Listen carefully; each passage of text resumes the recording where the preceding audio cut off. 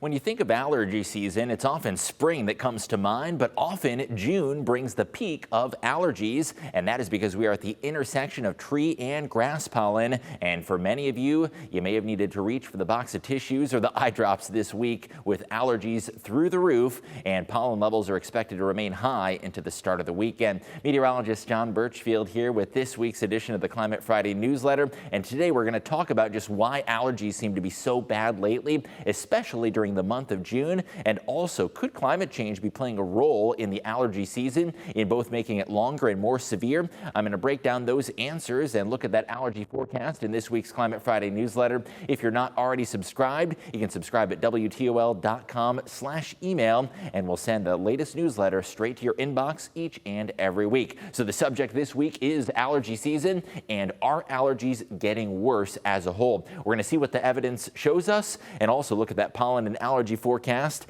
as we look ahead towards the weekend. Allergens have been very high as of late, and your sinuses may have been acting up this week. You're not the only one, with medium to high pollen levels expected into the start of the weekend. Those pollen levels are going to spike on Saturday, and as temperatures drop and a little more cloud cover works on through, we're going to be back down to the medium category for Sunday and Monday. Still higher than you may expect, though, particularly when it's often spring that is notorious for being allergy season as opposed to June. Now, one of the reasons June is so bad as far as those allergies is because we are at the intersection of tree and grass pollen. Now, tree pollen season is the first to begin, and that often initiates around the month of April here at home. Now, in warmer climates further to the south, tree pollen season can begin considerably sooner, oftentimes in February. So if you travel down south, say towards Alabama or Georgia, you may encounter allergens as soon as about February. However, due to climate change and warmer winter weather, tree pollen season is getting earlier. So here at home, it is typically April that we start to see the rise of tree pollen, but it could potentially be something that becomes a little more commonplace during the month of March. Now, grass pollen is the name of the game for the summer season, and here we are right at that intersection of tree and grass pollen. So there's multiple components that could be aggravating those allergies. By late summer and into autumn, it is the ragweed allergies that really start to flare up. So we're at that point where we're still seeing tree pollen and also grass pollen. We are in the heart of the grass pollen season during the month of June. Now, these allergy seasons could be not only expanding, but also shifting as a result of climate change and a longer growing season. So just how bad are allergies locally? Now, obviously, we live in what's called a mid-latitude climate. So we have all four seasons. We have winter, we have autumn, we have spring and summer, although Toledo still is fairly bad in terms of allergy severity. There was a report published by the Asthma and Allergy Foundation of America, and it found that Toledo, Ohio, ranked as number 49 in terms of major metropolitan areas in allergy severity. So somewhere in the middle of the road, not as bad as many southern cities, but still worse than you may think. So what are the hotbeds for allergies? The worst cities for allergies, well, taking the spot as number one is Wichita, Kansas, which may surprise some of you. Now, you got to go further south for number two, down to New Orleans. Oklahoma City is number three. Another Oklahoma city, Tulsa, is number four. And Memphis, Tennessee rounds out the top five. Toledo being number 49 does put things in perspective. And the one thing you'll notice is all of these cities are much further to the south than the Toledo metro is. Now, looking at the map, the allergy hotbeds across the country, and not just the top five, but the top 10, you'll notice they are all further to the south of Toledo, and that largely has to do with the fact that there is a longer growing season.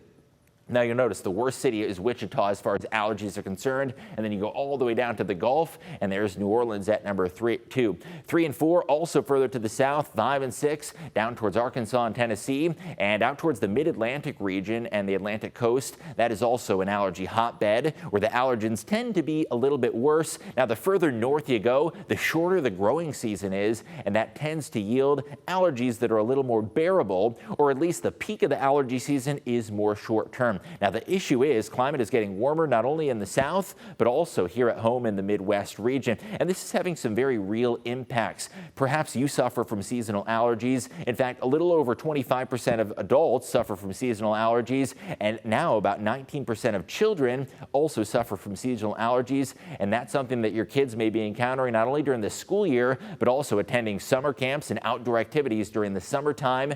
And the number of people that suffer seasonal allergies could be increasing. And also the severity of seasonal allergies could also be on the rise as a result of climate change. So growing season is the biggest factor that impacts pollen and impacts allergens. Essentially, when these pollen-producing plants have more days to grow and pollinate, well, that increases the prevalence of allergies. The growing season has expanded vastly over the last 50 or so years, and the latest data shows that between about 1970 and 2023, so a little over half a century, the growing season in Toledo has approximately increased by 45 days, and that growing season is measured by the number of freeze-free days, and those freeze-free days are what allow those plants to grow and proliferate, because when you do have sub-freezing temperatures, obviously not conducive for growing. Back in 1970, we saw around 140 to 145 days that fit the bill of freeze-free, and now that number has expanded vastly to about 185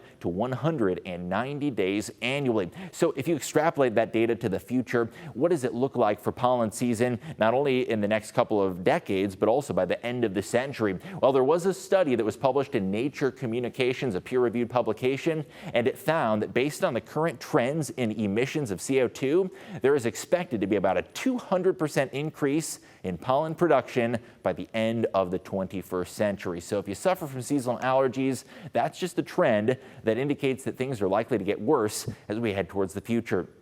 Now, there's a number of impacts associated with climate change and allergens. Of course, warming temperatures increase the length of the growing season, and that is the biggest variable that causes allergies to be a little bit worse as a result of climate change. The other one is higher CO2 levels. Now, the carbon dioxide itself actually boosts pollen production in plants, and in an atmosphere that is more CO2 rich, pollinators do produce more allergens. That's especially true of both ragweed and grasses, so it is likely that with higher CO2 amounts, allergies could get a little worse, not only during the summer, but also that ragweed season in late summer and autumn. You could potentially be suffering from worse allergens. So it's not only the warming of the temperatures, but the higher CO2 amounts that is contributing to a worse allergy season. That twofold impact can be seen. Burning of fossil fuels releases CO2 into the atmosphere, and that carbon dioxide not only causes the greenhouse effect, which warms our temperatures, but it also fuels pollinators and produces more pollen, so you may need more tissues in the future as a result